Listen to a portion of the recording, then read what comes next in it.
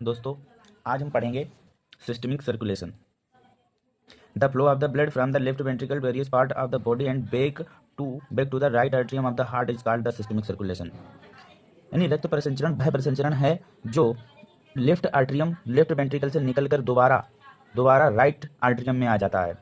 यहाँ से ये ऑक्सीजनेटेड ब्लड लेकर बॉडी पार्ट में डिस्ट्रीब्यूट करता है। डिस्ट्रीब्यूट होने के बाद फिर दोबारा राइट एट्रियम में आ जाता है। इसी को कहते हैं सिस्टमिक ब्लड सर्कुलेशन। डिस्क्रिप्शन क्या है? Oxygenated blood from the left ventricle force into the aorta.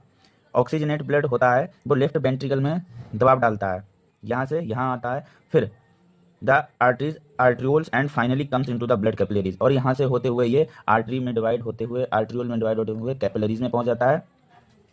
The walls of the blood capillaries are very thin, hence oxygen and nutrition from the blood in the capillaries diffuse into the tissue fluid। Capillary जो होती हैं वो tissue cell में जाके मिलती हैं, जहाँ पे ऑक्सीजन की एक्सचेंजेस होती है, ऑक्सीजन अंदर जाती है और CO2 रिलीज होती है।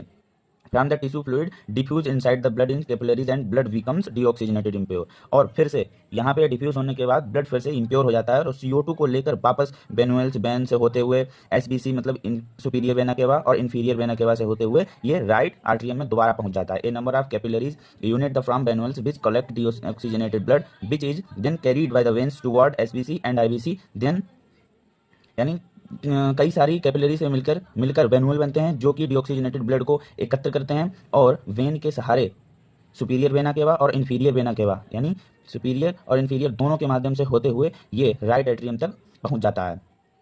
Then from SBC and IBC is deoxygenated blood passes into the right atrium, और ये SBC और IBC ये दोनों से इकट्ठा होकर राइट एट्रियम में पहुंच जाता है और राइट एट्रियम क्या करता है कि इनके लिए राइट वेंट्रिकल में धकेल देता है।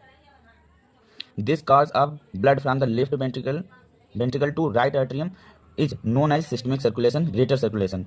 यही जो कारण होते हैं, यही रक्त के जो कारण होते हैं वेंट्रिकल से राइट आर्टरियम तक, नोन एज सिस्टमिक, और ये राइट आर्टरियम से राइट वेंट्रिकल तक पहुंचने की जो क्रिया है या सर्कुलेशन है उसे सिस्टमिक सर्कुलेशन कहते हैं। ये सबसे बड़ी प्रक्रिया होती है। अब हम समझते हैं सर्कुलेशन ऑफ ब्लड यानी पल्मोनरी सर्कुलेशन। जो हमारे लंग्स में क्या होता है, लंग्स में गैस का एक्सचेंजेस होते हैं, जैसे कि ऑक्सीजन मिलती है और डीऑक्सीजनेटेड ब्लड प्योर ब्लड बन जाता है। The flow of the blood from the right ventricle to the left atrium by the lungs is known as pulmonary circulation. यानी रक्त का वह प्रभाव जो राइट वेंट्रिकल मैं पिछले बताया था कि राइट वेंट्रिकल यानी पल्मोनरी आर्टरी यहाँ से होती है, राइट यानी राइट वेंट्रिकल से निकल के जाती है, होते हुए फेफड़ों तक जाती है और वहाँ पे गैस एक्सचेंजेस होती हैं, जिसके कारण ऑक्सीजनेटेड ब्लड बन जाता है।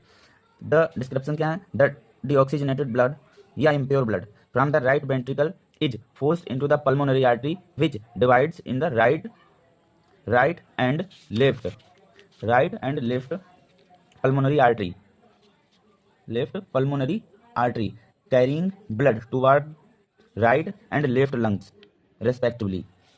These are arteries divided and redivided into network of capillaries surrounding the alveoli of lungs। इसी तरह ये आर्टरी डिवाइड होती हैं, क्या नेटवर्क कैपिलरी में डिवाइड हो जाती हैं जाके। The wall of capillary and alveoli from the double remember called the alveolar membrane. The oxygen from the alveoli diffuse though these two membranes and presses in blood into the capillary and blood becomes oxygenated. Similarly, CO2 from the blood is capillaries diffused into the alveoli of the lungs and the expelled out through the nose by the expiration. The oxygenated blood from two lungs is collected by two pairs of pulmonary vein and pour their contents into the left atrium. In this way, pulmonary circulation is completed.